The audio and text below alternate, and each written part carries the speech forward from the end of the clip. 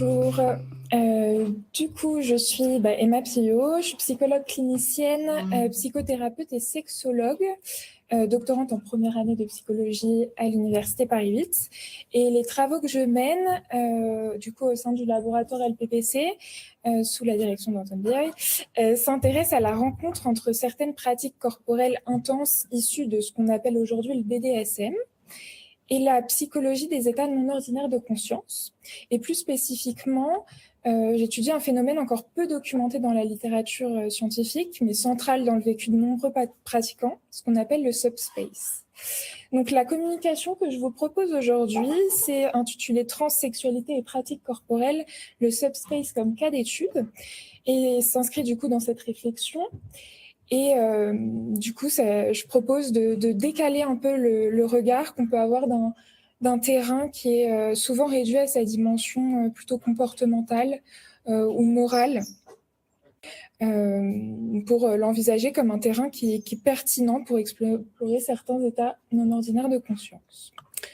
Donc, dans un premier temps, il faut comprendre de quoi nous parlons, et pour ça, c'est nécessaire de revenir sur ce qu'on appelle le BDSM. C'est un terme qui, bien que les acronymes soient apparus plutôt début 19e, début 20e siècle, pardon, le cycle BDSM, en gros, il semble apparaître la première fois en 1991 sur un post Usenet. Et du coup, c'est une construction hybride.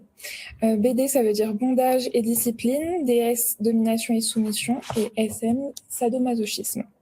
Et il fonctionne aujourd'hui un peu comme une expression fourre-tout, qui couvre un large éventail d'activités, de relations interpersonnelles et de sous-cultures. Et contrairement aux idées reçues sur le BDSM, il n'est pas intrinsèquement un ensemble de pratiques sexuelles au sens biologique ou génital du terme. Il peut être pratiqué sans recherche de plaisir sexuel. Et en réalité, une pratique est avant tout BDSM si elle est étiquetée comme telle par ses pratiquants. Donc, pour entrer dans le vif du sujet, j'aimerais partir d'un paradoxe fréquemment associé aux pratiques BDSM. C'est que dans les représentations sociales dominantes, elles sont souvent pensées à travers le registre de la douleur, de la contrainte ou de la domination. Pourtant, lorsqu'on se tourne vers l'expérience vécue des personnes qui pratiquent le BDSM, le discours il change nettement.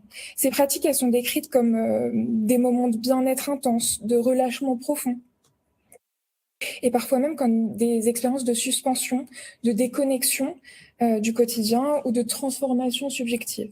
Et ce décalage entre du coup les représentations sociales et l'expérience vécue, elle constitue un peu le point de départ de mon travail. Et il invite à s'interroger sur ce que ces pratiques corporelles, souvent qualifiées de transgressives ou en tout cas non normatives, peuvent produire sur le plan psychique. Autrement dit, la question, elle n'est pas seulement de savoir ce qui est fait, mais ce qui est vécu, et ce que ces expériences produisent pour les sujets qui les traversent.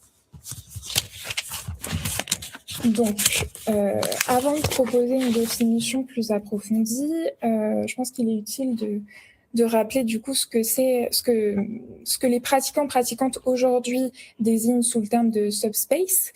Ça correspond à une expérience vécue qui est qui paraît ancienne, qui est décrite bien avant l'apparition du vocabulaire contemporain, et on en retrouve des allusions dès le XVIIe siècle, notamment avec l'apparition l'émergence d'une littérature libertine, comme les écrits du marquis de Sade, puis des formulations un peu plus explicites au XIXe siècle, notamment chez Léopold von Sacher-Masoch, qui décrit dans son ouvrage le plus connu, La Vénus à la fourrure, un état qui associe douleur, modification de l'état de conscience et transformation de la perception. Il dit par exemple, je cite, un étrange état d'ivresse, une étrange ivresse s'empara de nouveau de moi, ou encore les coups pleuvaient vigoureusement sur mon dos, sur mes bras, taillaient ma chair, et y laissaient une sensation de brûlure, mais les souffrances me transportaient, car elles provenaient d'elle, de la femme que j'adorais. Au XXe siècle, les descriptions elles deviennent encore plus explicites dans l'exploration du vécu intérieur, subjectif, comme avec Pauline Réage dans Histoire d'eau, qui dit par exemple « Rien cependant qui lui ait été d'autant de secours que le silence, sinon les chaînes. Tout au contraire, elle la délivrait d'elle-même. Elle se perdait dans une délirante absence d'elle-même qui la rendait à l'amour et l'approchait peut-être de la mort. Elle n'était n'importe qui, elle était n'importe laquelle. » Donc ces récits, ils suggèrent quand même que ce qui est aujourd'hui appelé le subspace, il ne constitue pas une invention récente liée aux communautés BDSM contemporaines, mais plutôt à la formalisation d'un état psychique qui est récurrent, enfin, qui paraît récurrent et qui produit peut-être par certaines configurations corporelles, relationnelles et émotionnelles. Et c'est à partir de cette expérience vécue que c'est progressivement élaboré le concept actuel de subspace que je vais maintenant définir. Donc, le subspace, c'est un terme issu des communautés BDSM anglophones, utilisé pour désigner un état subjectif non ordinaire de conscience qui peut survenir chez certaines personnes en situation de soumission au cours des pratiques qui sont consenties, impliquant une asymétrie de pouvoir, un contrôle relationnel et selon les contextes, une contrainte physique, sensorielle ou une exposition à la douleur. Alors bien que ce terme il relève à l'origine d'un vocabulaire communautaire, vernaculaire, apparu probablement début des années 90, voire début des années 2000, dans les milieux BDSM, il fait aujourd'hui l'objet d'un nombre croissant de travaux empiriques.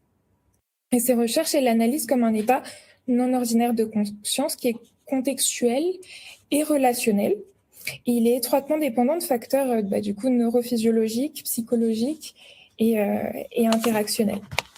Les personnes qui décrivent cet état, elles rapportent fréquemment une altération de la perception du temps et du schéma corporel, une réduction de l'activité cognitive réflexive, une augmentation de l'absorption attentionnelle, ainsi qu'un sentiment de diminution partielle et transitoire de l'agentivité, vécu pas comme une perte de contrôle, mais comme une expérience sécurisante, parfois euphorique, et inscrite dans un cadre volontaire, réversible et négocié. Et bien que la littérature elle décrive le subspace du coup à l'aide de concepts tels que les états modifiés de conscience, le flow ou la dissociation non pathologique, le rapprochement avec la notion de transe, elle reste quand même largement évitée ou implicite. Et cette absence, elle soulève du coup la question de savoir si le subspace il constitue une forme spécifique de transe relationnelle consensuelle, peut-être insuffisamment conceptualisée à ce jour.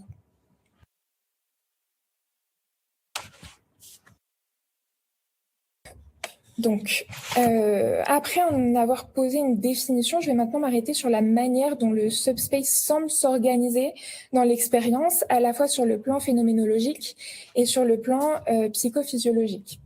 Donc, les travaux disponibles, ainsi que les descriptions issues des communautés BDSM, suggèrent que le subspace ne constitue pas un état homogène ou instantané, mais un processus dynamique qui se déploie dans le temps.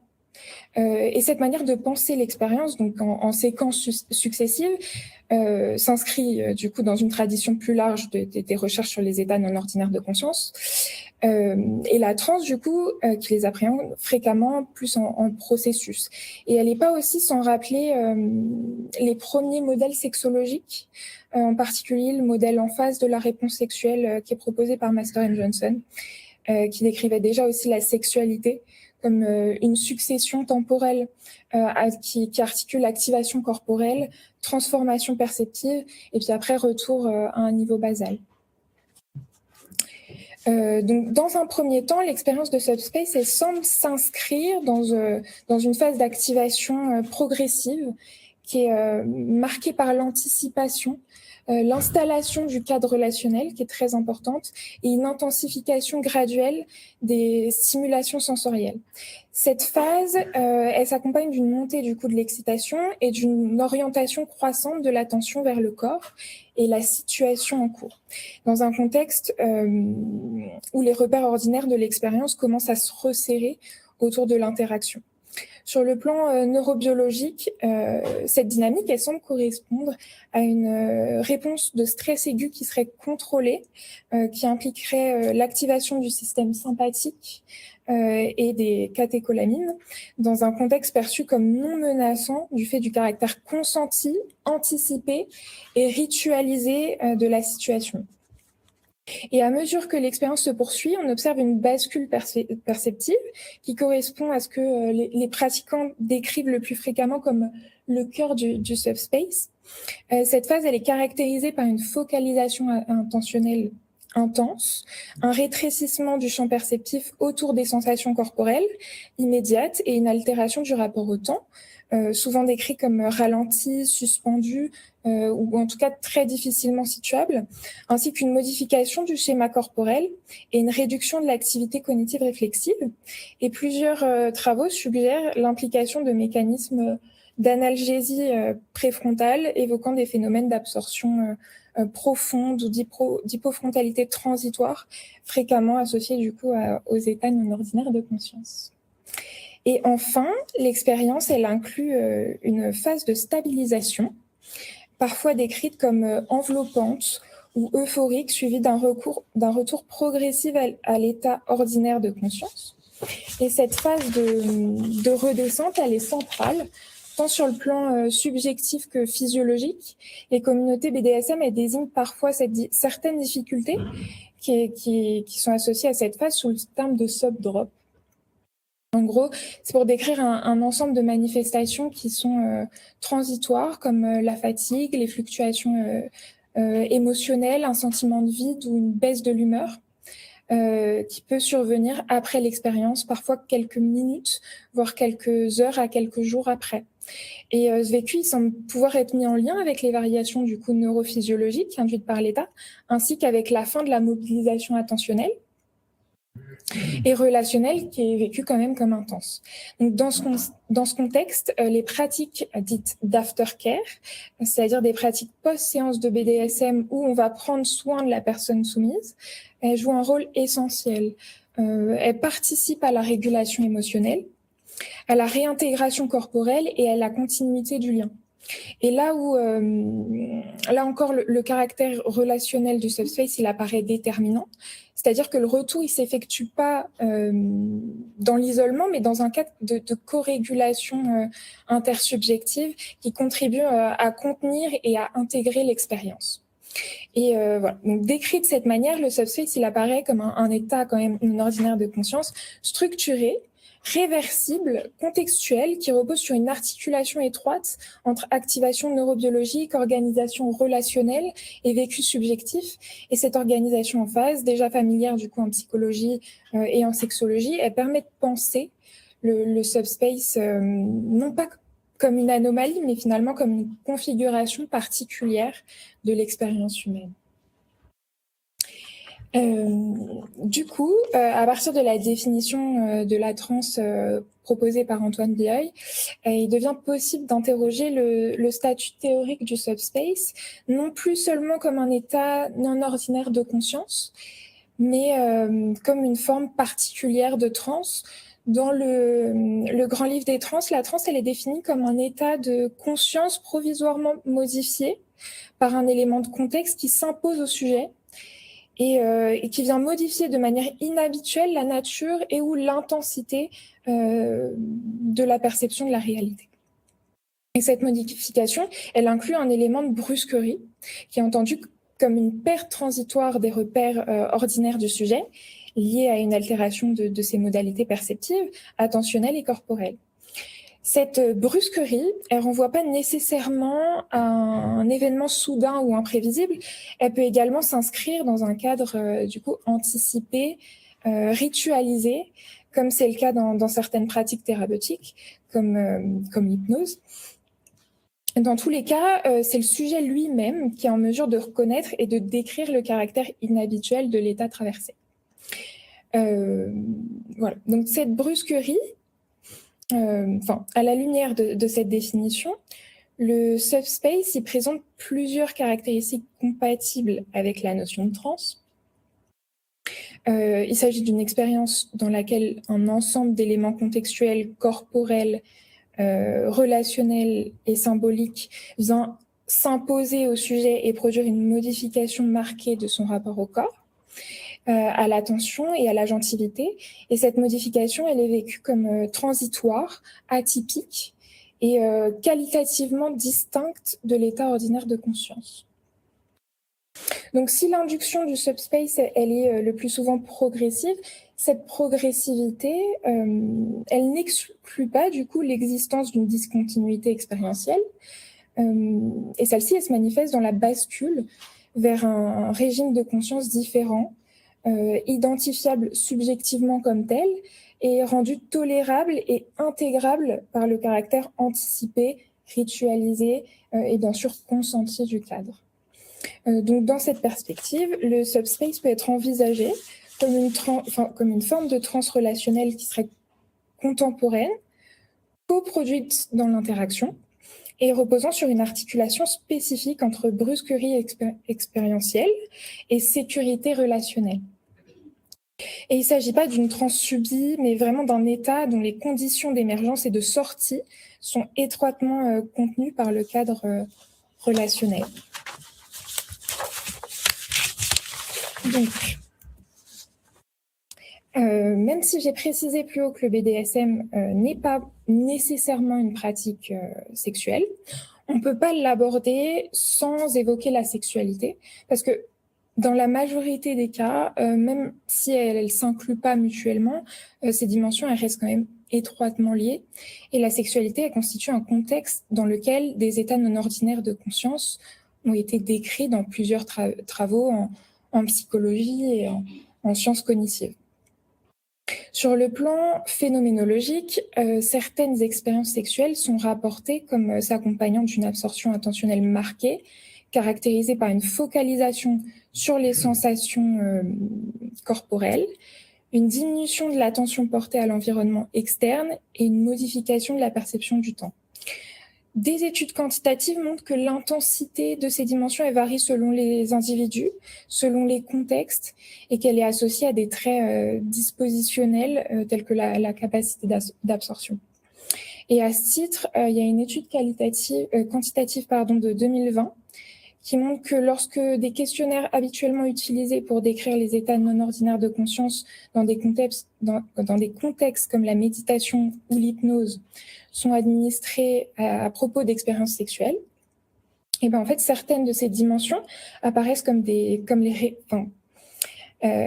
apparaissent dans les réponses des participants, notamment des expériences d'unité, de bien-être intense, ou d'altération du vécu subjectif, sans que celle-ci soit bien entendu systématique. Sur le plan neurophysiologique, l'excitation sexuelle, elle s'accompagne de modifications mesurables du fonctionnement du système nerveux autonome, qui inclut du coup les variations de la fréquence cardiaque, de la respiration, de l'équilibre sympathique-parasympathique, des profils physiologiques du coup qui sont quand même comparables à ce qui est parfois décrit dans des états de transe étudiés expérimentalement, notamment dans la méditation, l'hypnose ou les états de flow. Par ailleurs, il y a certains travaux qui décrivent dans des contextes sexuels, comme les états de transe, des phénomènes de dissociation fonctionnelle non pathologique qui se traduisent par une redistribution de l'attention, une modification du traitement sensoriel. Et ces phénomènes peuvent inclure une diminution de la perception de certaines sensations ou, au contraire, une intensification de l'expérience sensorielle. Et il est important de souligner que ces états, par contre, ils ne sont pas universels, ils ne sont pas constants. Leur apparition elle dépend de multiples variables qui incluent les caractéristiques individuelles, le contexte relationnel et les conditions attentionnelles. Et la littérature décrit la sexualité comme l'un des contextes dans lesquels des états non ordinaires de conscience peuvent être observés sans postuler qu'ils soient systématiques ni spécifiques à ce domaine. Du coup, dès lors, on pourrait se poser une question sur le subspace et finalement, est-ce qu'il s'agit d'un phénomène spécifique au BDSM ou alors le BDSM, enfin le cadre BDSM, il constituerait qu'un dispositif pour une expérience qui est plus largement observable. D'un point de vue phénoménologique, du coup, les caractéristiques du subspace, altération du rapport au temps, au corps, absorption attentionnelle, diminution de l'agentivité réflexive, vécu de bascule, etc. Elles sont évidemment pas propres au BDSM. Il y a des états comparables qui sont décrits dans plein d'autres contextes. D'ailleurs, la sexualité elle-même constitue depuis longtemps un lieu privilégié d'émergence d'états proches de la transe.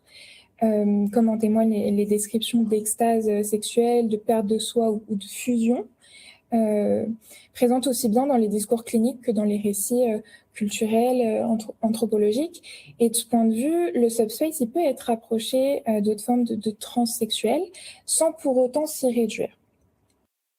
Parce qu'il y a un point essentiel qu'il faut distinguer, c'est que, qui distingue en tout cas le subspace de nombreuses expériences sexuelles, c'est que le BDSM, il n'est pas intrinsèquement sexuel. Il peut mobiliser des dynamiques corporelles, émotionnelles et relationnelles sans viser l'excitation sexuelle ni l'orgasme. Il y a plusieurs travaux qui ont ainsi montré que certaines pratiques BDSM, elles sont investies indépendamment de toute finalité sexuelle. Par exemple, il y a un article de 2019 de Wintergray et Hayfield qui montre que certaines personnes asexuelles investissent des pratiques BDSM comme des expériences sensorielles, relationnelles et parfois imaginaires, centrées sur la confiance, la dynamique de pouvoir et l'atmosphère, sans les conceptualiser nécessairement comme sexuelles au sens génital du terme. Et bien que ces travaux ne les conceptualisent pas comme des états non ordinaires de conscience, les descriptions proposées, elles mettent en évidence des dynamiques d'immersion, de ritualisation susceptibles d'être interrogées dans le cadre d'une réflexion sur les états non ordinaires de conscience. Donc, ces observations, elles invitent quand même à une hypothèse importante, c'est que le subspace, il ne relèverait pas uniquement d'une transe sexuelle, mais plus largement d'un état susceptible d'émerger dans certains cadres, sexuels ou non, dès lors que certaines conditions sont réunies, comme certaines ritualisations, une asymétrie de pouvoir consenti, une focalisation corporelle ou encore une sécurité relationnelle. D'autant plus que s'il y a un mot qui a été mis sur cette expérience, c'est qu'elle est différente de ce que d'autres personnes ont peut-être déjà vécu dans d'autres domaines.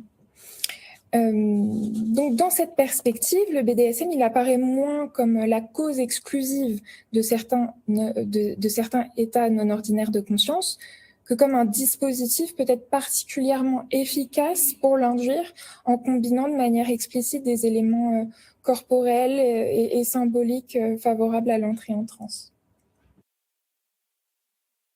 Donc, à ce stade, on peut aussi se demander ce que l'étude de subspace apporte réellement, finalement, au champ de la psychologie des états non ordinaires de conscience et plus largement à la recherche sur la transe.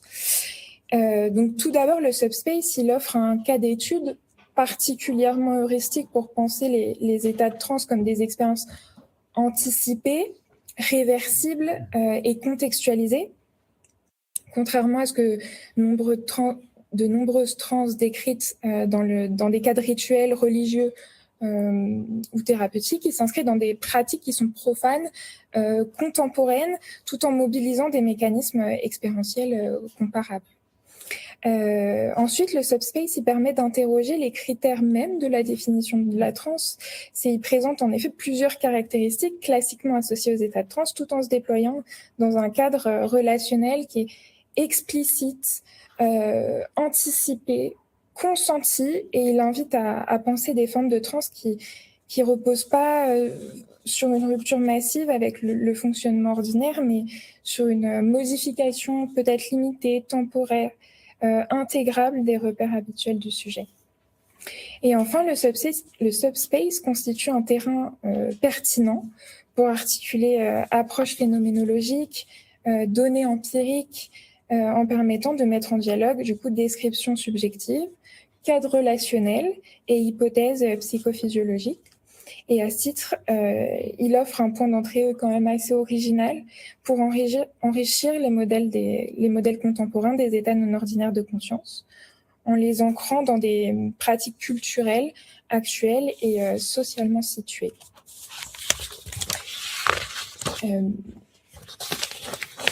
Enfin, étudier le subspace, ça présente un enjeu clinique et sociétal important qui dépasse la seule description d'un état non ordinaire de conscience. Les pratiques BDSM restent aujourd'hui socialement et cliniquement sensibles, malgré l'évolution des discours scientifiques. Il y a certaines dimensions du BDSM, et en particulier le masochisme, qui continuent d'être associées à des catégories pathologisantes dans les classifications nosographiques. Par exemple, le masochisme sexuel, il demeure référencé dans le DSM-5-TR et la CIM-11 comme des troubles paraphiliques, dès lors qu'ils s'accompagnent d'une souffrance cliniquement significative ou d'une altération du fonctionnement. Dans la pratique clinique et sexologique, c'est pas rare de rencontrer des personnes qui expriment une souffrance en lien avec leur pratique ou leur fantasme BDSM. Et cette souffrance, elle est par contre pas hétérogène. Et elle peut pas être comprise de manière univoque. Elle peut relever effectivement d'une réelle difficulté de la régulation émotionnelle ou comportementale, mais aussi et assez fréquemment d'une souffrance liée à l'intériorisation des normes sexuelles dominantes, marquées par la honte, la culpabilité ou la peur de la stigmatisation. Par ailleurs, certains types de vécus trans ou subspace peuvent, dans des situations spécifiques, s'articuler à des conduites vécues comme envahissantes ou difficiles à maîtriser et parfois rapprochées en clinique sexologique à des problématiques d'addiction sexuelle, en restant très prudent avec ce terme, parce que c'est un champ qui est encore vivement débattu et non stabilisé sur le plan nosographique, mais néanmoins réellement rencontré en pratique clinique. Dans ce contexte, du coup, l'enjeu, il est ni de pathologiser les pratiques BDSM, ni de les idéaliser, mais de mieux comprendre comment les expériences subjectives qu'elles mobilisent, et en particulier les états non ordinaires de conscience qu'elles peuvent induire, étudier le subspace pourrait ainsi aider à différencier peut-être ce qui relève d'une expérience contenue, intégrée et régulatrice, de ce qui peut, dans certains cas, devenir source de souffrance ou même de désorganisation. Et en ce sens, ce travail vise à contribuer à une approche clinique, nuancée, non stigmatisante, pour peut-être permettre aux professionnels de santé mentale et de sexologie de mieux accompagner les personnes concernées en tenant compte à la fois du vécu subjectif, des cadres relationnels et de la norme sociale dans lesquelles ces expériences prennent sens. Donc, ce travail, il s'inscrit dans un champ de recherche quand même encore émergent et comporte à ce titre plusieurs limites qu'il convient quand même de souligner. Tout d'abord, le subspace, ça demeure un objet encore peu documenté empiriquement, même s'il y a de plus en plus d'études. Et les travaux disponibles, ils reposent majoritairement sur des échantillons restreints, des données auto-rapportées et des méthodologies qui sont quand même très hétérogènes. Ce qui limite quand même la généralisation des résultats et la possibilité de proposer un modèle explicatif qui soit unifié. Ensuite, le subspace, il constitue pas une expérience systématique, ni une expérience universelle au sein des pratiques BDSM, et il peut pas être considéré comme, il peut être considéré à la fois parfois comme positif, parfois comme adaptatif, dans la mesure où son vécu, ses effets, dépendent vraiment étroitement du cadre relationnel, du contexte, des trajectoires individuelles et des modalités d'intégration de l'expérience. Par ailleurs, le rapprochement proposé entre subspace et trans, il repose sur des convergences phénoménologiques et cliniques, mais pas sur une équivalence conceptuelle stricte. Il s'agit vraiment d'une hypothèse de travail qui nécessite d'être étayée par des recherches complémentaires, notamment sur le plan empirique et peut-être longitudinal. Et enfin, l'usage de notions telles que les états non ordinaires de conscience, la transe, requiert une prudence de toute façon théorique constante afin d'éviter toute réification des concepts ou toute application différenciée à des pratiques et des vécus qui sont hétérogènes. Donc, pour conclure, donc cette communication, elle visait à proposer une première mise en perspective de mon travail, du subspace, en tant qu'expérience subjective centrale dans certaines pratiques BDSM, mais encore peu conceptualisée dans la littérature scientifique. Et en mobilisant les outils de la psychologie des états non ordinaires de conscience et de la clinique de la transe, le subspace, il peut être compris comme une expérience relationnelle, située et réversible, qui implique une transformation du rapport au corps, au temps, à l'agentivité et à l'autre. Loin d'être réductible à une simple pratique sexuelle ou à une conduite déviante, il apparaît comme un objet heuristique pour interroger les formes contemporaines de transe, notamment lorsqu'elles sont anticipées, ritualisées et inscrites dans un cadre profane. Sur le plan clinique, mieux comprendre le subspace, ça permet de déplacer quand même le regard porté sur les pratiques BDSM, en distinguant peut-être plus finement ce qui relève d'une expérience intégrée, régulatrice, de ce qui peut, dans certains contextes, devenir source de souffrance ou une demande d'accompagnement. Plus largement, le subspace, il peut se penser comme un point de rencontre fécond entre clinique, sexologie, psychologie de la conscience, et offrir un terrain pertinent pour enrichir nos modèles contemporains des états non ordinaires de conscience, des trans, et leur usage dans les pratiques corporelles et relationnelles actuelles.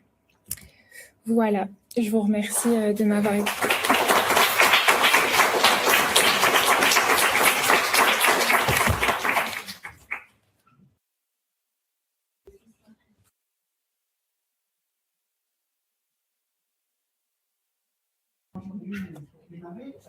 On a un peu trouvé ce sujet avec Marine Delpen, une étudiante ici, et c'est vrai qu'on a aussi trouvé la piste du trauma.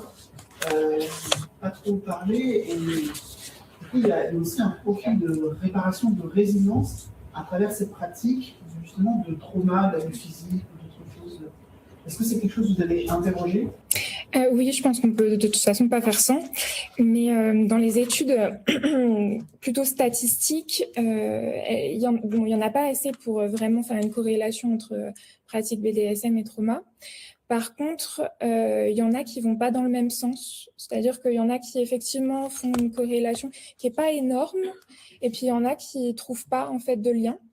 Du coup, je pense qu'il faut faire attention, ça vient aussi de stéréotypes finalement.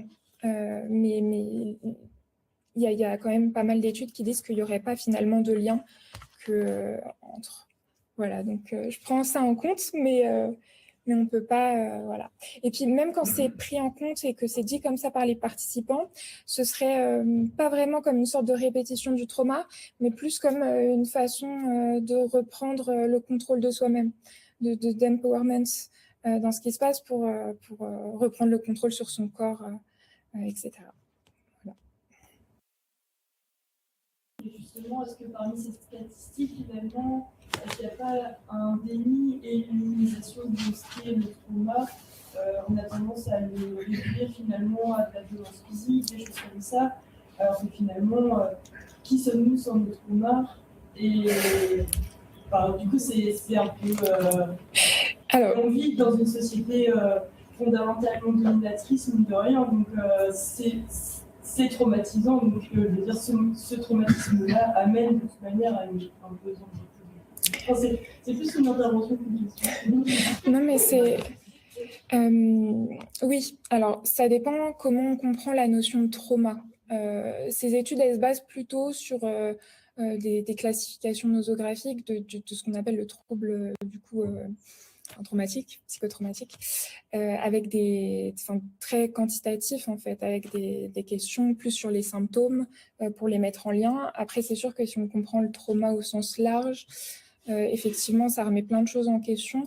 Surtout que quand on pense au rôle spécifique dominant-soumis, on sait qu'il y a une très grande différence pour les hommes et les femmes. Voilà. Mais après, le subspace, il est évoqué par, quel que soit le genre.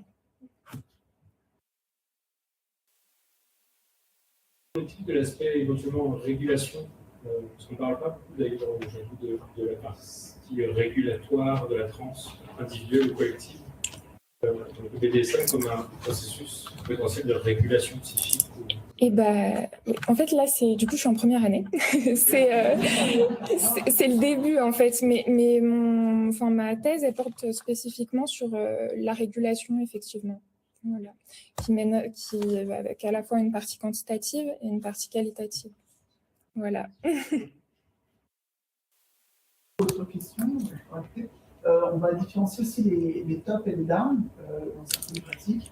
Et on voit que ce n'est pas les mêmes expériences d'état non ordinaire qui vont être produites. Est-ce que du coup, vous allez également faire cette différenciation? La différence, oui, je vais la faire. Après, moi, j'étudie seulement le subspace parce que je pense que sinon, ça fait un peu trop. De mettre en perspective les deux. C'est vrai que ce qu'on appelle le top space, du coup, qui reviendrait plus à ce qu'on appelle l'expérience de flow, donc de plutôt concentration intense, elle est aussi, on en parle, c'est un mot communautaire aussi, qui est peut-être apparu un peu plus tard. Je pense il a été moins peut-être identifiable, je sais pas. Mais je le prends en compte, mais c'est vrai que ça ne peut pas être le point central. Ouais. Et alors, du coup, leur top, c'était pour dominant et down pour soumis, ou parce que, en fait, top, ça veut dire aussi autre chose en psychologie, alors du coup, c'est pas si on parlait bien de la même chose. Ouais. Désolée, parce qu'il y a oui, on parle de top, du coup, pour les personnes qui... les switch. Le switch et les deux, ouais. Voilà, et pour les états non ordinaires de conscience, c'est top space, plutôt pour les personnes qui sont dominantes, et subspace pour les personnes soumises. Après, on parle aussi de bottom space. Voilà, il y a plein d'autres mots, mais celui qui semble vraiment émerger, c'est plutôt top space, subspace. Voilà.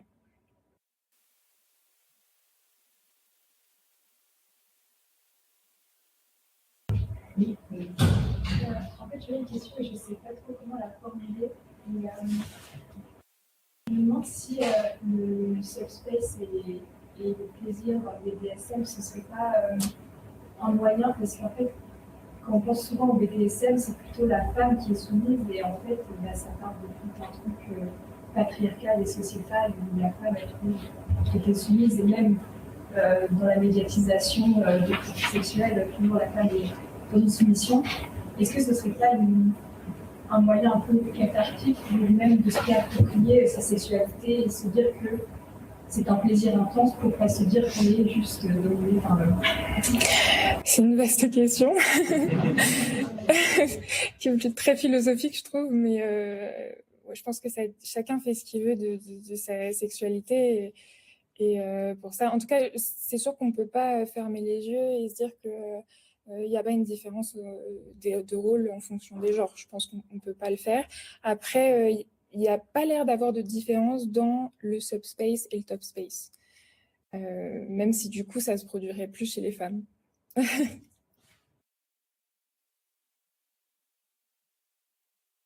j'avais observé qu'il y avait la gente féminine était relativement présente dans le top space de ce milieu-là, quand même, qui a des statistiques.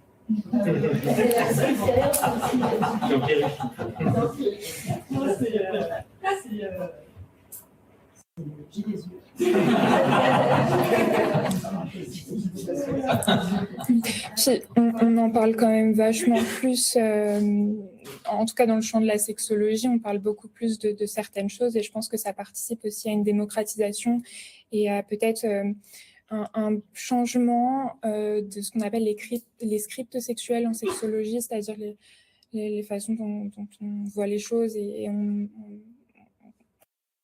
met en œuvre sa sexualité, quoi. Est-ce qu'on peut pas faire un parallèle aussi, parce que là tu parles il y a l'entrée dans l'expérience, le corps de l'expérience et la sortie et l'intégration. Et du coup, là, tu parles justement de scripts sociosexuels. On peut faire le parallèle en dehors de l'espace BDSM où ces scripts vont déjà constituer une forme de rituel, de processus, avec éventuellement l'anticipation, les préliminaires, etc., le moment en tant que tel, et puis après l'aftercare. Est-ce que ce dont tu parles là est vraiment spécifique en fait au BDSM, si on peut retrouver ces mêmes structures dans les actes sexuels en général? Alors comme j'ai dit, du coup le BDSM c'est pas intrinsèquement sexuel, mais c'est vrai que moi, après c'est moi, mais je vois des choses similaires entre ce que j'apprends en sexologie et ce que j'apprends quand j'étudie tout ce qui est état non ordinaire de conscience. Mais après, c'est vrai que comme le BDSM, c'est pas intrinsèquement sexuel, on peut se demander ce qui appartient au sexuel et ce qui appartient pas au sexuel. Et il y a quand même des personnes qui, même si c'est plus rare du coup, font état de ces expériences sans finalité sexuelle, en tout cas consciente, quoi, ou génitale, ou voilà. Ça dépend comment on entend la sexualité aussi de manière générale.